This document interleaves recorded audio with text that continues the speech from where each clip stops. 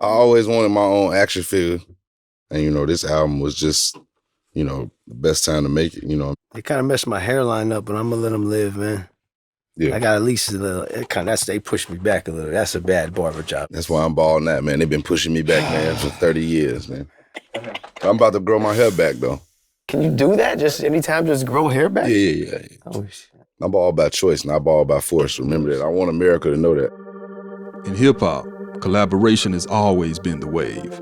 And nothing shifts the culture like the relationship between artist and producer. In season 2 of The Formula, we're deciphering the cipher and tracking what happens when kindred spirits collab and produce a body of work deep enough to drown out the noise. No two figures in rap have done more over the last decade to elevate joint albums than The Alchemist and Freddie Gibbs. Together on Alfredo, they took the recipe all the way to the Grammys without sacrificing a shred of street cred.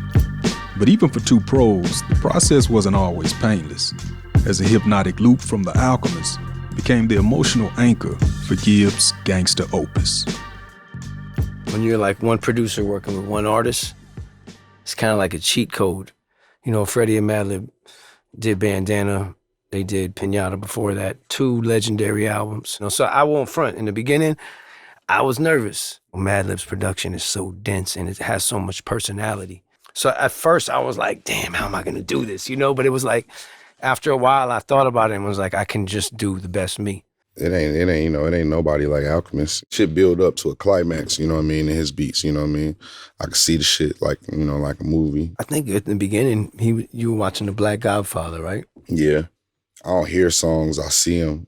That's why I like, whatever I'm like visually and taking during the time I'm making an album, I'm kind of like taking little tidbits and things of that. Just as a rough vibe. Yeah, a lot of blaxploitation shit I was looking at, a lot of mixed in with some, some Italian movies. Then I was watching Michael Jordan, Last Dance a lot.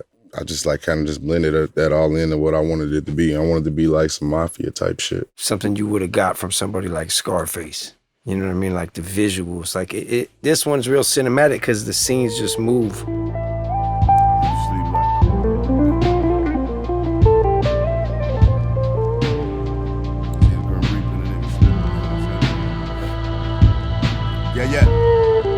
Yeah. Like every night I dream a nigga trying to murder me. Visions of my love was dialing 911 emergency. Cause I jacked the nigga and took his work, man, I made it work for me. If he come back and kill me, I know this shit was business, man. I never take it personally. Every beat you make kind of has, to me, like a time of day or a color. To me, this was like dawn, but it was still dark. So it was more like a purple, like a dark purple. It was like late night going into early morning. I think I did the drums first. The drums, they'll fade in with an extra kick and a couple of little spices, but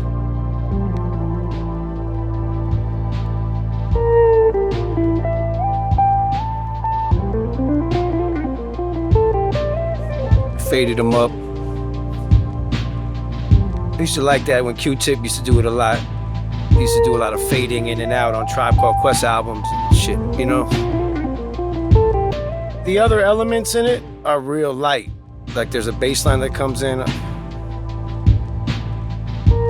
It's in already, but you can't hear it if you listen. It's just extra bass to accent what was going on in the loop. And then there's these voices, which are just extra spices, little things just to accent what was going on, add some delay on it. There's a little percussion that comes in and out, and that's it. It was a simple beat, yeah. I just feel like some of it was understated in a way that made room for him to just paint the picture. I don't know, that's a real haunting kind of song, you know what I'm saying? So, it kind of like makes you want to turn a dark corner. It's just the tone and the feel of the beat. Can't really tell no happy story on that, Rap, I can't a nigga cope with that. My uncle died off of overdose. And the fucked up part about that is I know I supplied the nigga that sold it. Put a pistol to my head, I was way too scared, drunk off emotions. I'm drinking and taking these drugs cause I can't numb the pain with smoking. Loner, but I hate to be lonely. Personally, it's hard for me to listen to it, definitely. Especially in a room full of people. but you know, it's real though. Got powder on my table, the label call for they offer back. Henry on my line, I ain't got his bread, I can't call him back. Plus I gotta show the promoters, ain't got the dough for that. He lost and set me back, man, I'm literally selling dope to rap. It's rare when you get back vocals that's like match exactly what you thought for the beat. I don't know, I just felt like I just wasn't getting the respect that I deserved, like from a lyrical standpoint in the rap game. We all know how good he is, but it's like, I love that he still felt that way. And then watching a Michael Jordan documentary isn't going to hurt either. So the title, can we talk about the title of the song a little bit? I just respect Suge Knight, you know what I'm saying? I don't think he did everything correctly, but, you know, like I said, I respect him for the good things he did, you know, even for some of the bad things he did too. He blazed trails, you know what I'm saying, for a lot of black record labels, you know.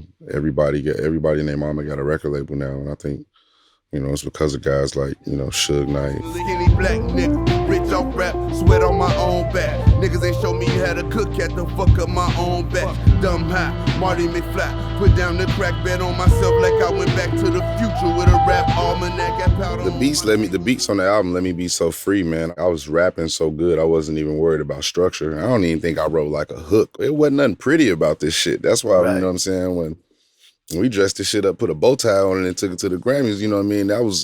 That's amazing. That just show you know what I mean? Like, you know, this real rap shit ain't dead. And so, you know, you could do what you want to do and still be, you know, put up there at the top. If I fall off and get locked up, she might just fuck on the homies. Most niggas die over love for a bitch or having trust in they homies. A skinny black nigga. Next one, I want to go to Hawaii. We record the whole thing in Hawaii. We can do that. No doubt. Hawaii. I'm gonna bring in 20 strippers. I need it for my mind, my mindset for the next album. I got my mind gotta be right.